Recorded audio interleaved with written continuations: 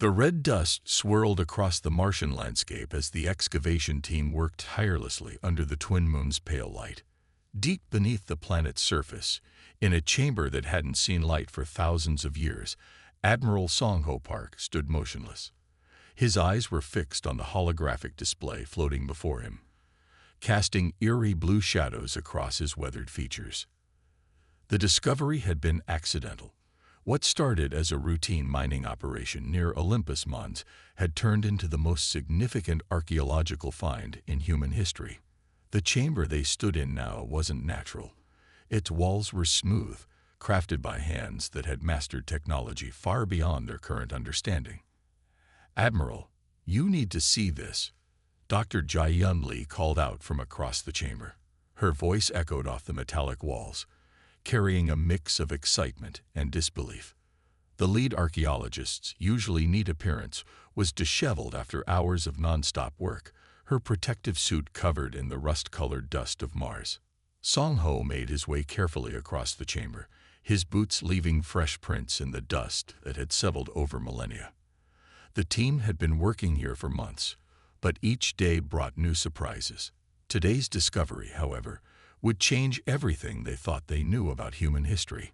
Jai-Yun pointed her light at a section of the wall where symbols glowed faintly under her touch. "These markings, they're not just decorative.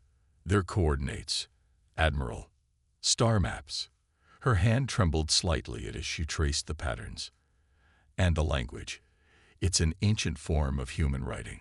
The Admiral's breath caught in his throat. "Human? You're certain?" "Absolutely."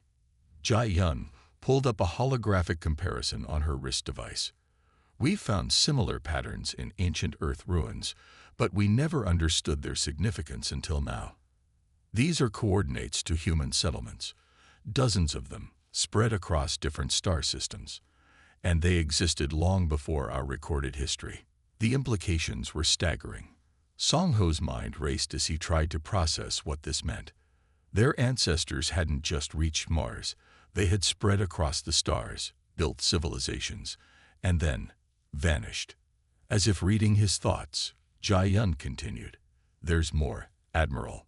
The deeper chambers show signs of violence. Whatever happened here wasn't peaceful." She led him through a narrow corridor into another room, this one filled with debris that was clearly not natural to Mars. Scattered across the floor were fragments of what could only be described as advanced technology. Twisted metal that still held a shine despite its age, components that hummed faintly when touched, and most tellingly, the unmistakable shape of weapon casings.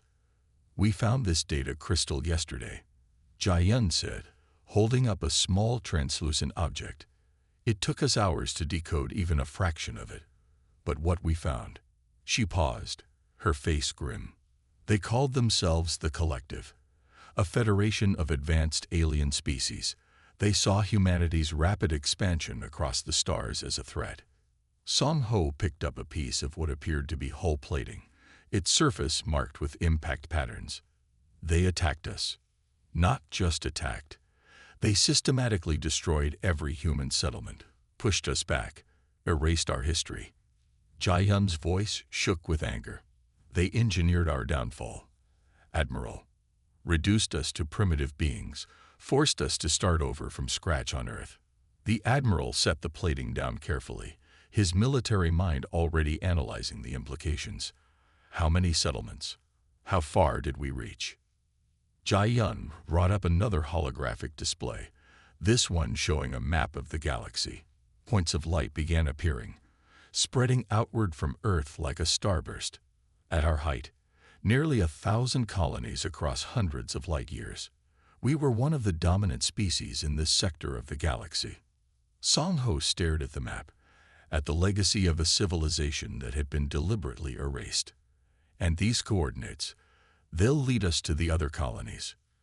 What's left of them?" Jai-Yun nodded. "But Admiral, that's not the most important part." She manipulated the crystal, bringing up new data streams.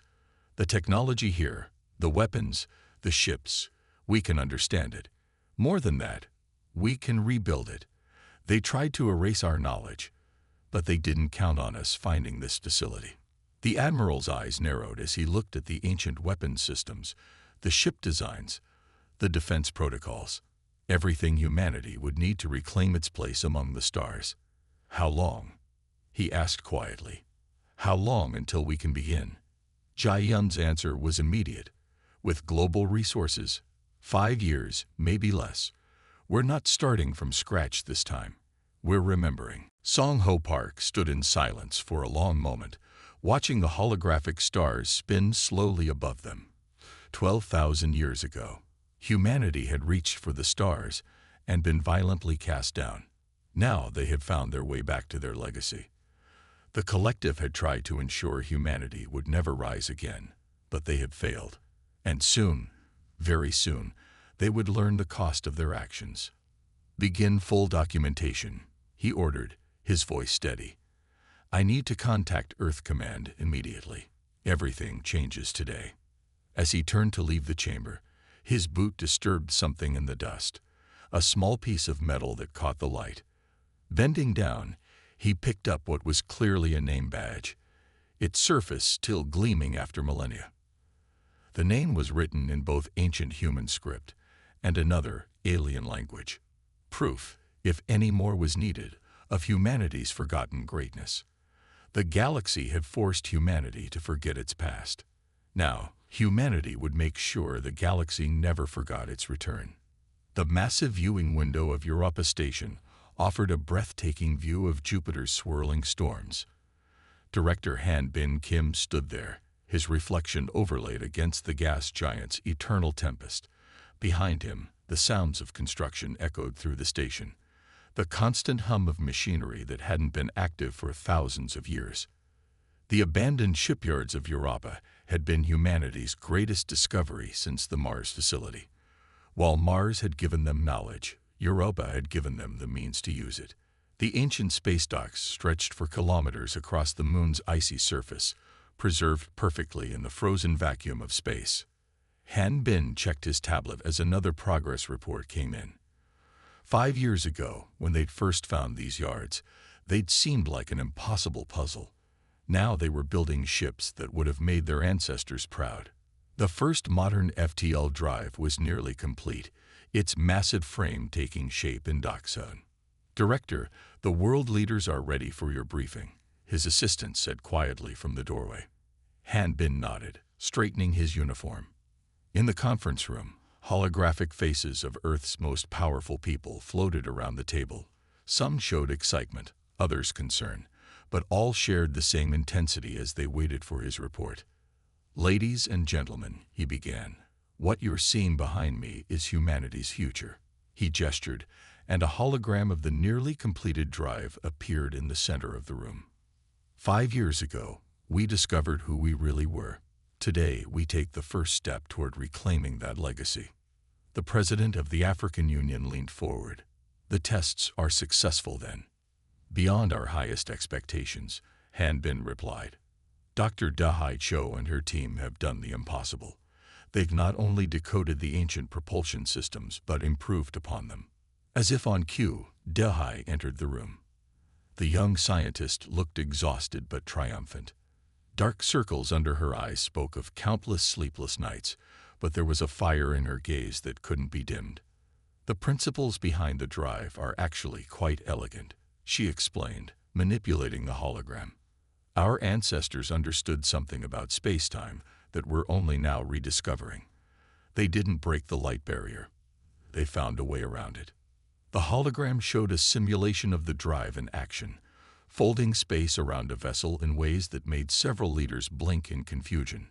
"We've combined their understanding with modern quantum mechanics. The result is an FTL drive that's more efficient than even the original designs." "How much more efficient?" the Chinese premier asked. Dahai smiled. "The prototype we've built can reach Alpha Centauri in just under 4 hours. The original design suggested a journey of at least 12. A murmur of amazement ran through the assembled leaders. Alpha Centauri, humanity's closest stellar neighbor, was over 4 light-years away. The ability to reach it in hours rather than years or decades changed everything. "Our ancestors were giants," Han Bin told them. his voice filled with pride. "And now we know why we've always looked to the stars. It's time to reclaim what was taken from us." The Russian president spoke up. "And what of the collective? If we rebuild our fleet, surely they will notice." "They already know we're here," Hanbin replied. "Our deep space sensors have detected their probes at the edge of our system. They'd been watching us since we broke the Mars facility's seals." Dahai brought up another hologram, this one showing Earth's solar system and the web of defensive satellites they'd been quietly building. "We're not defenseless anymore. The weapons systems we've recovered are beyond anything they would expect us to have. And they don't know about Europa yet." The shipyards had been a closely guarded secret. While the Mars discovery had been impossible to hide, they'd managed to keep the true nature of their Europa operations classified. The collective's probes saw only what appeared to be a mining operation on the icy moon. "The first fleet will be ready within months," Hanbin continued. "We've automated most of the construction process using the yard's original systems. Each ship will be equipped with both defensive and offensive capabilities that match or exceed current collective technology." He paused, letting that sink in. "But most importantly, we have something they don't: desperation. They tried to destroy us, to erase our history. That kind of action breeds a certain determination." The UN Secretary-General spoke for the first time. "And you believe we're ready for this step, to announce our presence to the galaxy?" "We've been ready since we first looked up at the stars and wondered what was out there," Dahai answered before Hanbin could. "That wonder, that drive to explore, it wasn't random. It was an echo of who we used to be, who we can be again." Hanbin nodded at her words. "The test flight is scheduled for next week. Once we prove the drive works, we can begin mass production. Within a year, humanity will have a fleet capable of not just defending Earth, but taking the fight to them if necessary." The leaders discussed the implications for another hour, but the decision had really been made 5 years ago when they'd first discovered the truth. Humanity had been given a second chance, and they weren't going to waste it. After the meeting, Hanbin returned to the viewing window. Jupiter's storms continued their eternal dance, unchanged by the momentous decisions being made in their shadow. Dahai joined him, her reflection appearing beside his. "Do you think they know what's coming?" she asked quietly. Hanbin smiled slightly. "The collective. They probably think they know exactly what we're capable of. They've been watching us grow from stone tools to spacecraft, after all." He turned to look at her. "But they forgot one important thing about humanity." "What's that?" "We learn from our mistakes, even the ones we didn't know we'd made." He gestured to the shipyards below. "They taught us the hardest lesson of all, never to take our achievements for granted. This time, we won't." The next week, humanity would make its first faster-than-light journey in 12,000 years. The galaxy would soon learn that some giants never truly fall. They just sleep for a while. The diplomatic vessel, Earth's Memory, dropped out of FTL on the edges of the Proxima Centauri system. Ambassador Sun Mai Choi stood on the bridge, watching the alien station grow larger in the main viewport. The massive structure gleamed like a jewel against the backdrop of stars, its crystalline surfaces refracting light in ways that made it seem almost alive. This meeting wasn't supposed to happen for another year. Humanity had planned to establish more colonies, build up their fleet further before revealing themselves to the collective. But the discovery of their observation posts in the Kuiper Belt had forced their hand. "They're hailing us," Communications Officer Park reported, his fingers hovering over the controls. "Standard collective diplomatic frequencies." Sun Mi smoothed down her formal diplomatic uniform, a design that deliberately incorporated elements from humanity's recovered past. "Accept the transmission." The holographic display flickered to life, showing 3 beings that made several bridge crew members catch their breath. The collective representatives stood nearly 3 meters tall, their iridescent skin shifting colors like oil on water. Their eyes, 4 per being, blinked in an unsettling rhythm.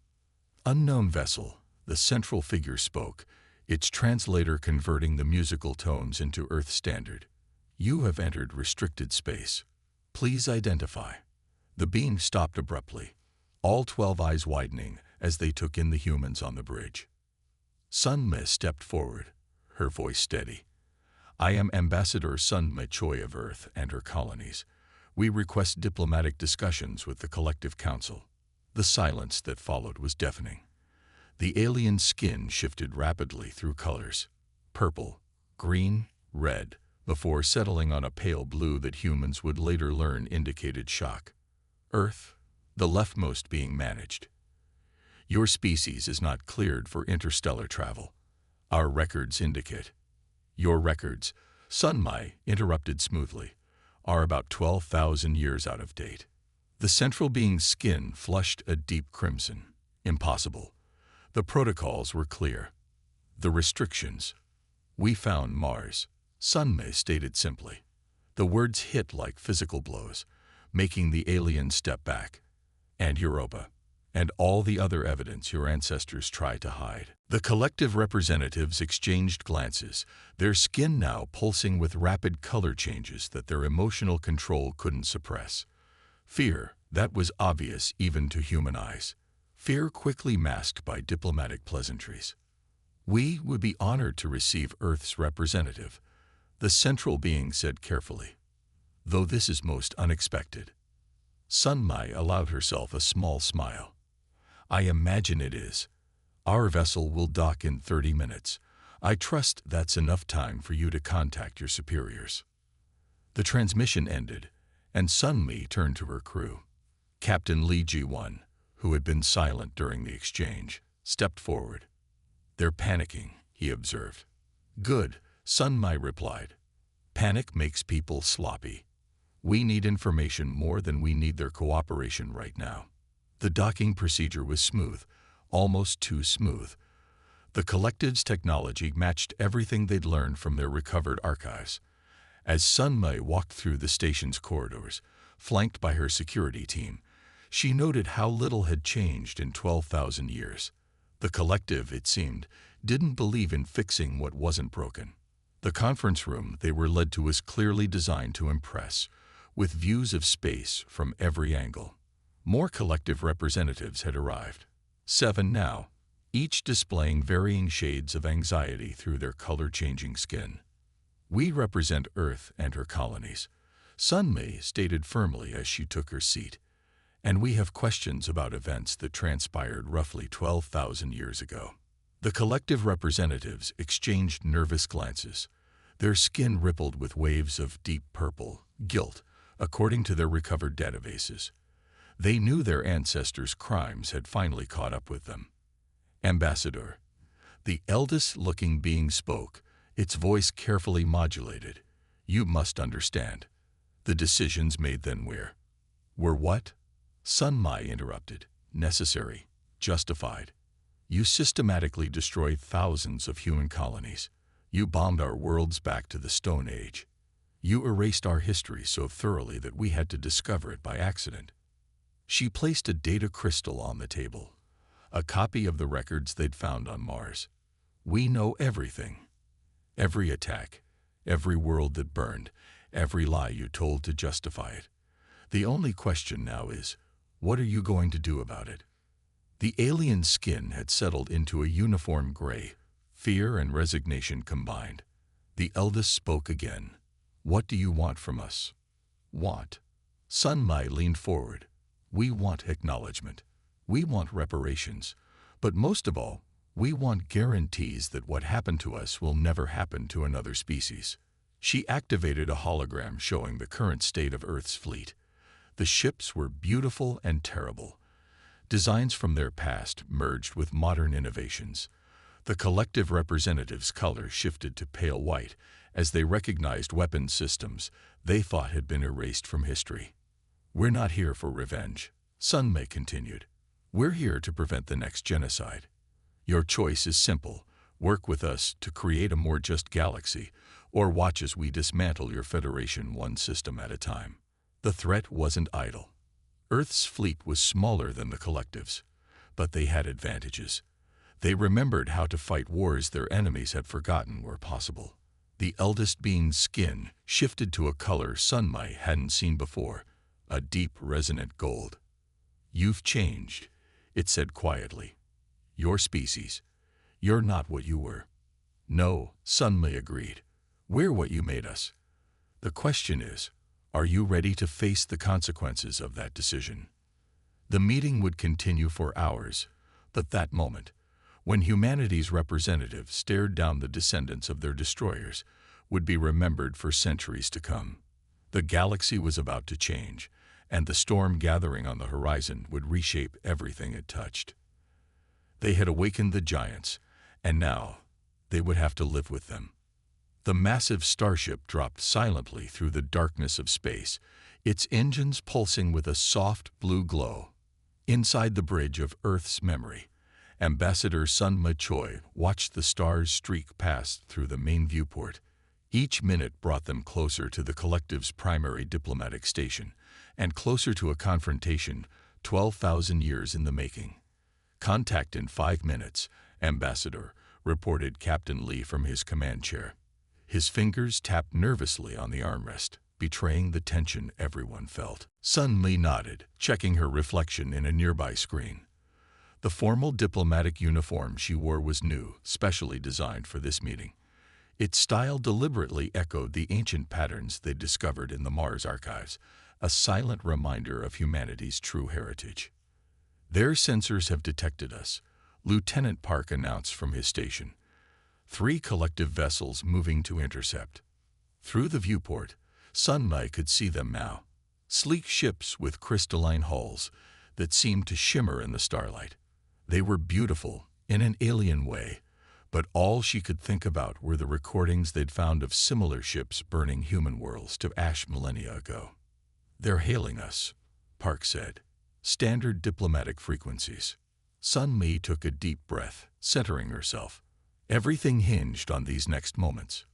On screen, the holographic display flared to life, revealing 3 tall figures.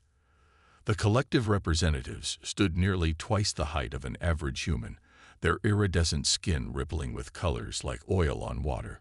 4 eyes on each face blinked in an unsettling pattern as they studied the human crew.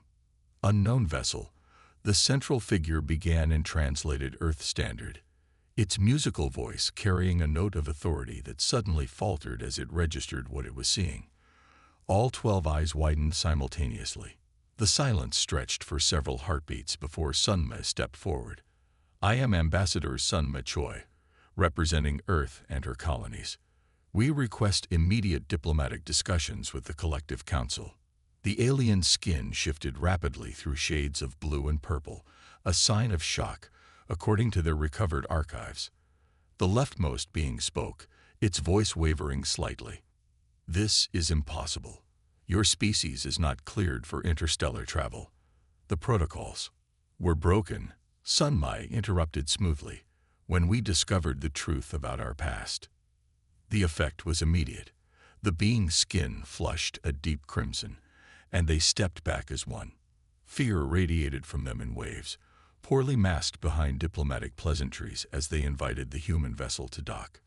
The docking procedure took 20 minutes, during which Sunmai could feel the tension building throughout the station. News of their arrival was spreading. By the time she stepped through the airlock, flanked by her security team, the corridors were lined with collective officials, their skin displaying a rainbow of emotional colors.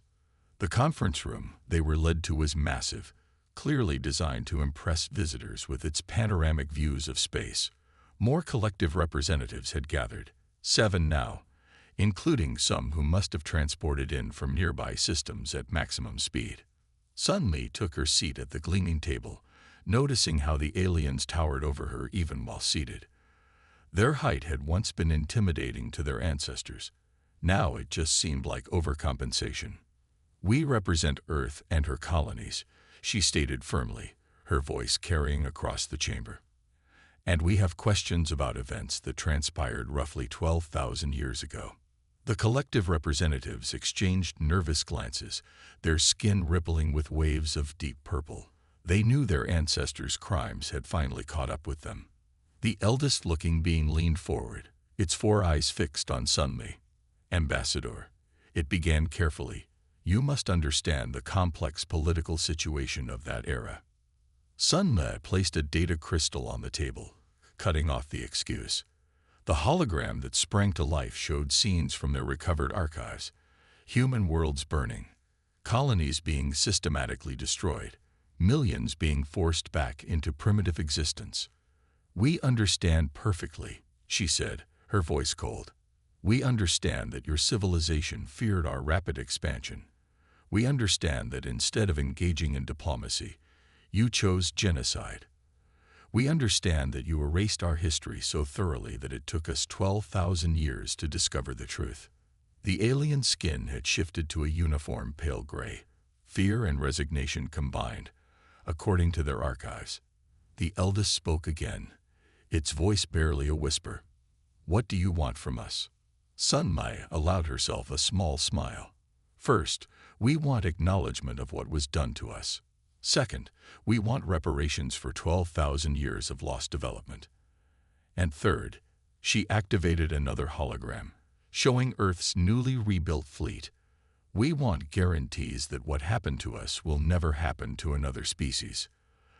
The collective representatives stared at the ships displayed before them, their skin shifting to nearly white as they recognized weapon systems they thought had been erased from history, designs from humanity's past, improved with modern innovations.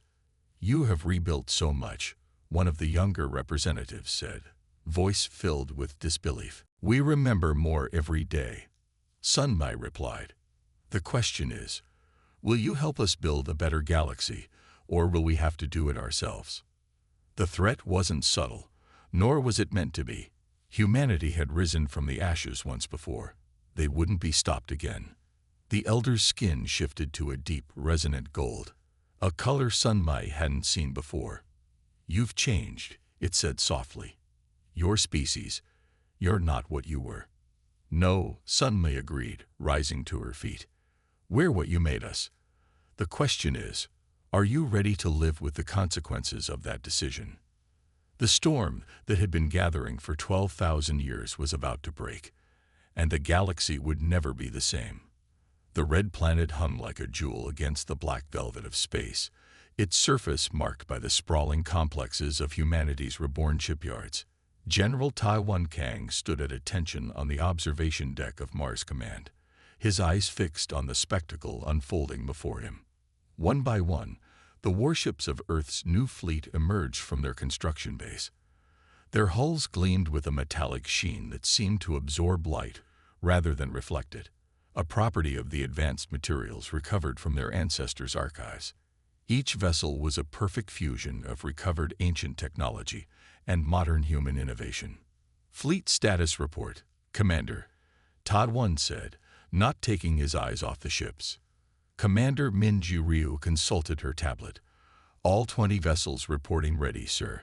The EDS Vengeance leads the formation, followed by the Remembrance, the Justice, and the Legacy. The rest are falling into standard combat spacing." The ships moved with a grace that belied their massive size. The Vengeance alone was 3 kilometers long, its hull bristling with weapon systems that hadn't been seen in the galaxy for 12,000 years. The collective had tried to prevent this, imposing economic sanctions and trade restrictions on Earth after the first diplomatic contact. They hadn't counted on humanity's resourcefulness or their ability to inspire others. "Message from the Centaurian delegation," Minji reported. "Their ships will rendezvous with the fleet in 6 hours. Taiwan nodded. The Centaurians had been among the first to break away from the collective's control, inspired by humanity's return to the stars. Their ships weren't as advanced as Earth's, but they brought valuable knowledge of current collective tactics and deployments. "They thought they could contain us again," he remarked to Minji. "But we found allies among their oppressed worlds. History won't repeat itself." The commander's expression hardened. Like everyone in Earth's military, she had studied the records of humanity's fall. "The collective's control is slipping, sir. 3 more species declared independence last week. The alliance grows stronger every day." "The alliance of free worlds," a name chosen deliberately to contrast with the collective's forced unity. What had started with Earth and the Centaurians had grown to include 15 species, all seeking to break free from millennia of subtle oppression. "Sir," a junior officer called out, "priority message from intelligence. The collective fleet in the Proxima sector is moving."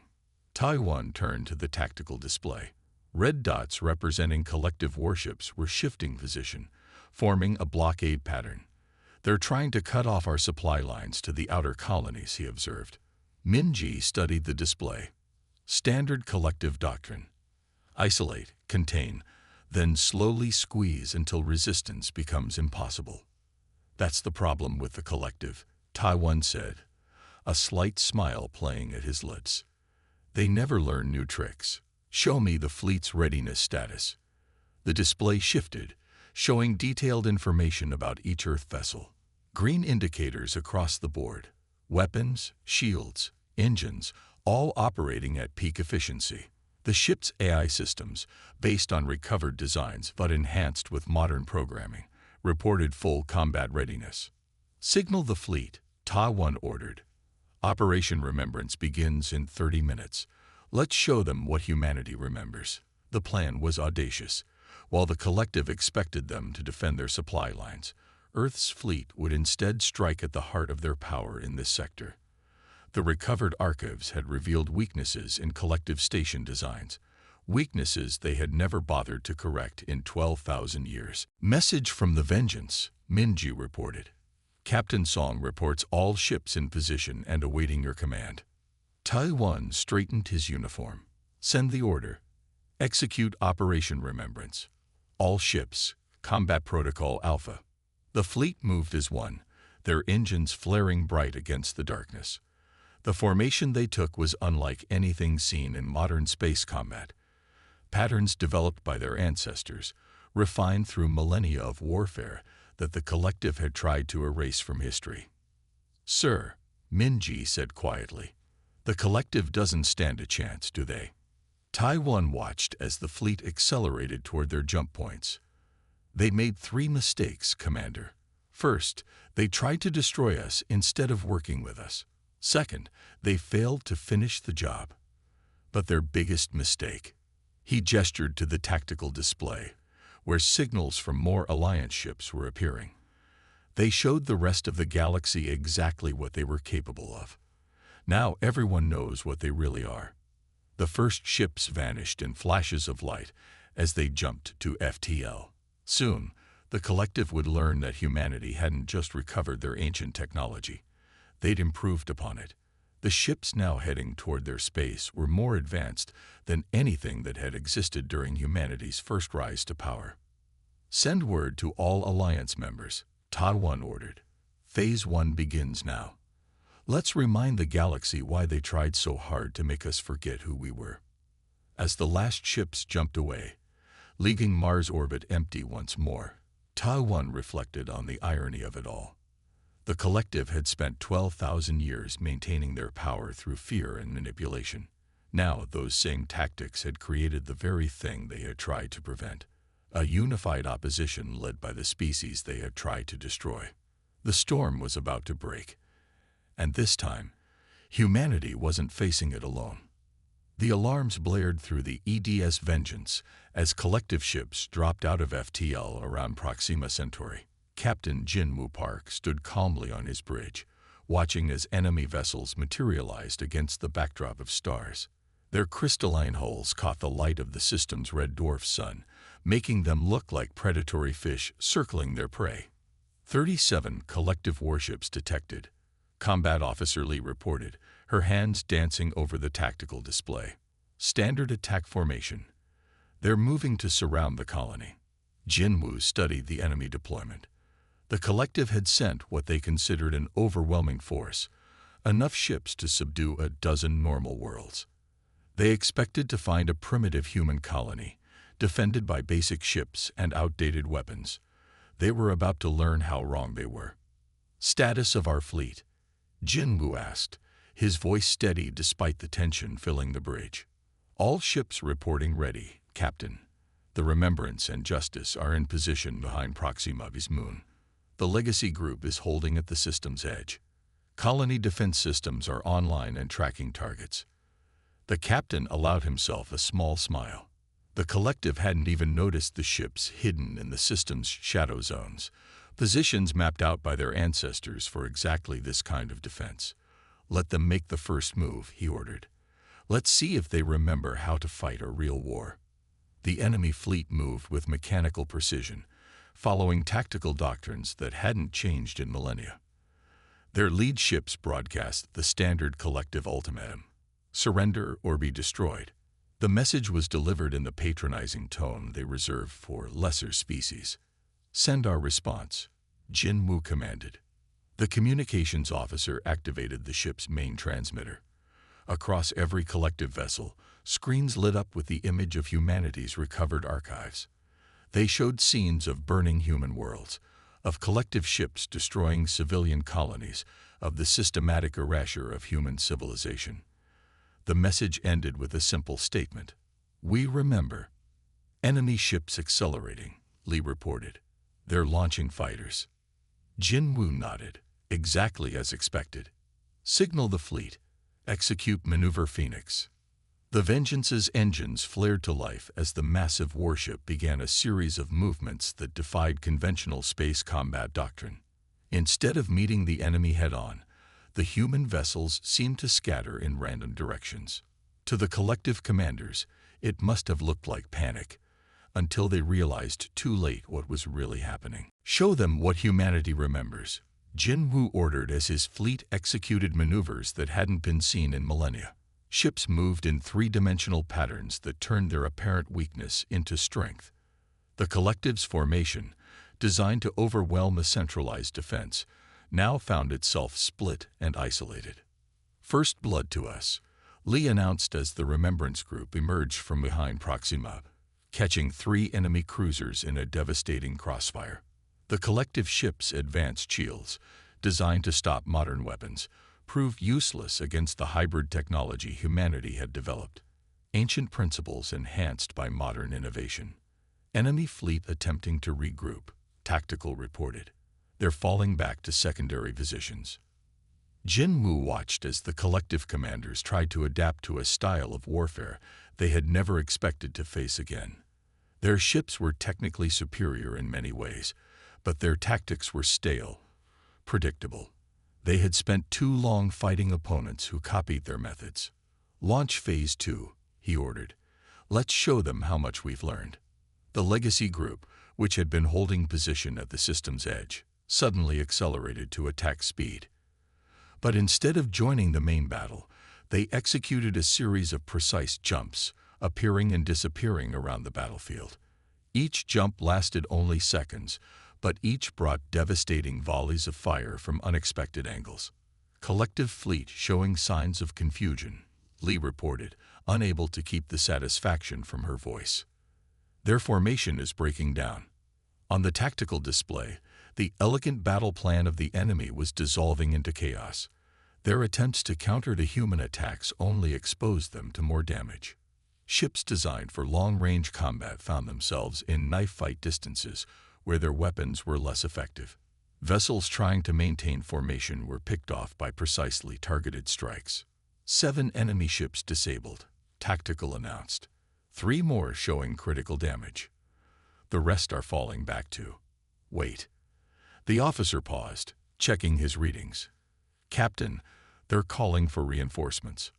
Jin Wu had expected this. The collective never admitted defeat. They just committed more forces until resistance became impossible. But humanity had planned for this too. Signal the Alliance fleet, he ordered. Execute Operation Sunrise. As if answering his command, dozens of new ships appeared at the system's edge. The Centaurians had arrived, along with vessels from 3 other species who had broken free from collective control.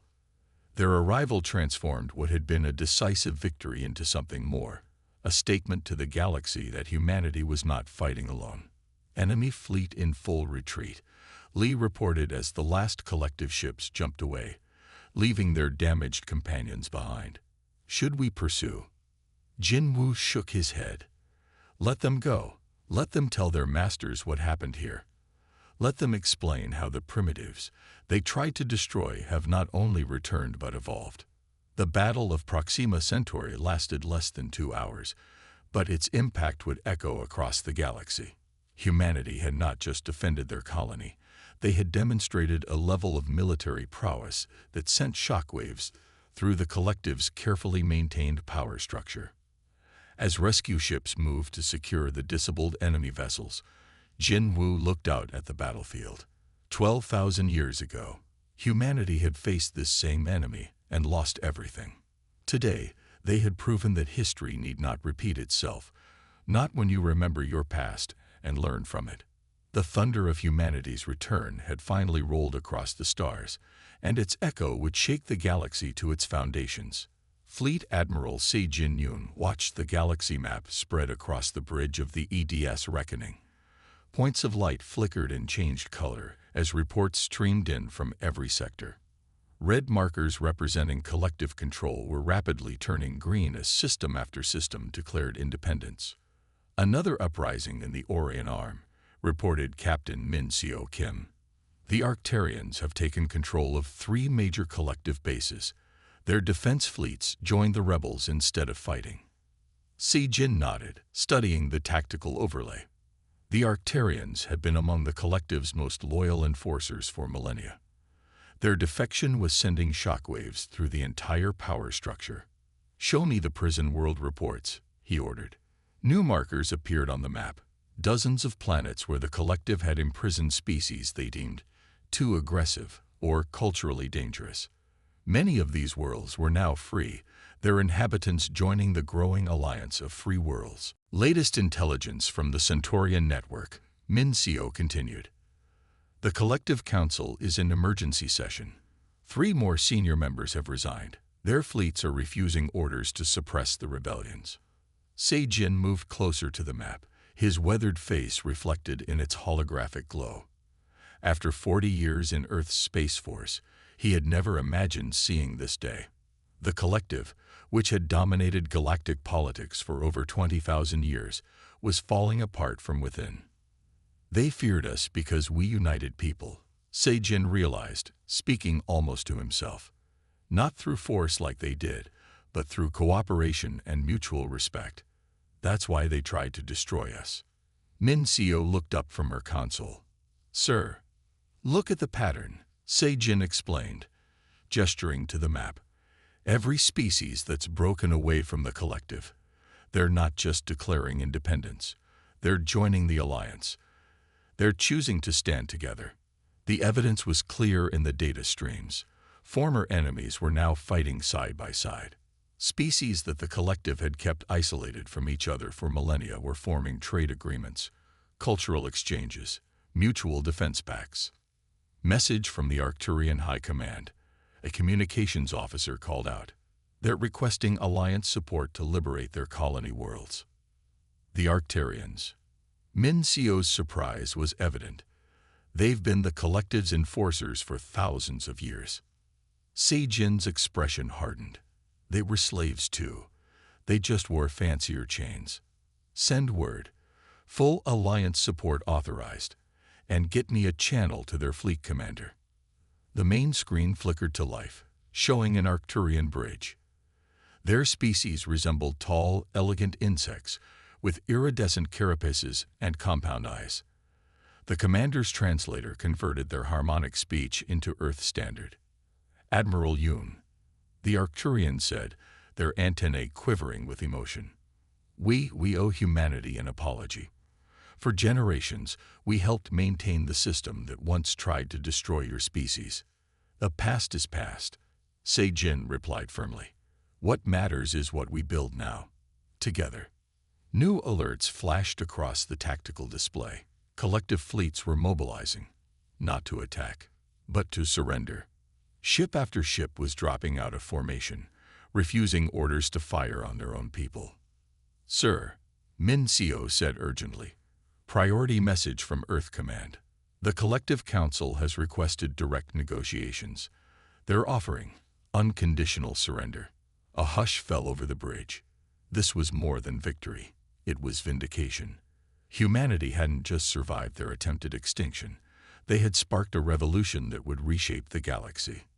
"Send our response," Sejin ordered after a moment. "The Alliance will accept their surrender, but only if they agree to face justice for all their crimes, not just those against humanity." As the message was transmitted, Sejin looked again at the galaxy map. The patterns of liberation were spreading like wildfire, crossing artificial boundaries the collective had maintained for millennia. Species that had been kept apart were coming together, sharing knowledge, forming bonds. "You know what the collective never understood," he said to Mincio. "They thought suppressing advancement would keep everyone weak. Instead, they just made us all stronger in different ways. Now those strengths are combining." The captain nodded. They created their own worst nightmare, a galaxy that remembered how to work together. More reports flooded in. The collective's carefully maintained barriers were crumbling. Trade routes reopened. Ancient alliances were remembered and renewed. The galaxy was awakening from a long, enforced slumber. "Set course for Earth," Sejin ordered. "The Council will want to coordinate the transition. We need to make sure this change brings freedom, not chaos." As the Reckoning's engines powered up, Sejin took one last look at the tactical display. The pattern was unmistakable now, not just victory, but transformation. The collective had spent 20,000 years trying to prevent exactly this, a galaxy united not by force or fear, but by choice and mutual respect. They had failed, and in their failure, they had proven why humanity had been such a threat to them in the first place. Because humans didn't just fight for themselves, they fought for everyone's right to be free. The price of pride was being paid, not just by the collective, but by everyone who had forgotten that true strength comes from standing together, not standing alone. The galaxy was changing, and this time it would change for the better. The grand hall of the Galactic Assembly on Mars stretched toward the stars, its transparent dome offering a view of both the red planet's surface and the endless space beyond. The architecture blended styles from 100 worlds, graceful Centaurian arches meeting sturdy Arcturian supports, all built upon foundations that echoed humanity's recovered past. President Hai-Jin Quan stood at the central podium, looking out over the assembled representatives of nearly 300 species. Former enemies sat side by side. Collective loyalists next to resistance fighters, ancient rivals sharing information and resources. The change that had swept through the galaxy had transformed more than just political boundaries. Dr. Jai-Yun Lee watched from her seat in the science section, hardly believing that the artifacts she'd discovered in that Martian chamber had led to this moment. 10 years had passed since she'd first decoded those ancient coordinates, yet the memory remained vivid. "The war is over," Hai-Jin began, her voice carrying clearly through the vast chamber. "But our work, our real work, is just beginning." The president gestured to the holographic display behind her, showing images from across the galaxy. New trade routes connected previously isolated systems. Former prison worlds were being transformed into centers of learning. Species that had been kept apart for millennia were sharing technology, culture, and knowledge. "We stand here today not as conquerors," she continued, "but as partners in a new future." The collective surrender marked more than just the end of their dominion. It marked the beginning of true cooperation among the stars. Ambassador Sun Ma-Choi, who had faced down the collective in that first tense meeting, nodded from her position among the diplomatic court. The peaceful transition of power had exceeded even her hopes. "When we first discovered our past," Hai-Jin said, "many expected humanity to seek revenge. Some even hoped for it. Instead, we chose a different path." She paused, looking directly at the former collective representatives. "We remembered our history not to repeat it, but to ensure it never happens again." The assembly hall grew quiet as she activated another display, showing the new Galactic Charter. Its first article, written in every known language, declared that no species would ever again be subjugated or held back from its potential. "The galaxy once shuddered at humanity's potential," Hai-Jin continued. "The collective feared our ability to unite others, to build bridges instead of walls. They tried to destroy us because they couldn't control us. But in doing so, they taught us our greatest strength. She gestured to the gathered representatives. Look around you. Every species here has something unique to offer. Every culture brings new perspectives. Every world holds possibilities we've only begun to imagine. Together, we're not just stronger, we're better. Dr. Jai-yun fought back to those first artifacts she discovered. She had feared they might lead to an apocalyptic war of revenge. Instead, they had sparked a renaissance of cooperation among the stars. The Galactic Assembly, Hai-jin declared, will not rule through force or fear. We will govern through consensus and respect. Every voice will be heard. Every species will have a path to advancement. And humanity, she smiled. Humanity will serve not as conquerors or rulers, but as guardians of freedom and equality. The chamber erupted in applause. Species that couldn't physically clap found other ways to show their approval. The sound rolled through the hall like thunder, not the thunder of war, but of celebration. As the applause faded, Hai-jin revealed the final part of the charter. Today, we established the Remembrance Initiative. Every world that was imprisoned, every species that was held back, will receive the support they need to reclaim their potential. But more than that, we will preserve the memory of what happened, not for vengeance, but as an eternal reminder of why we must stand together. Dr. Jai-yun felt tears in her eyes as she watched former collective enforcers embrace species they had once oppressed. The artifacts she discovered had indeed settled an ancient score, not through revenge, but by showing a better way. The galaxy has changed, Hai-jin concluded, and we have changed with it. Let history remember this, not as the day humanity triumphed, but as the day all species chose to rise together. The assembly moved into its first official session, beginning the work of building this new future. Outside the dome, ships from 100 worlds moved in peaceful formation, their crews working together to map new trade routes and exploration paths. Humanity had returned to the stars not as conquerors seeking vengeance, but as guardians ensuring freedom. They had settled the score not by repeating the cycles of the past, but by breaking them completely. As Dr. Jai-yun watched the proceedings, she smiled. The ancient artifacts that had started this journey had led not to destruction, but to rebirth. The galaxy had indeed shuddered when humans came to settle the score, but it had been the shudder of awakening, not of fear. The age of oppression was over. The age of cooperation had begun. And this time, it would last.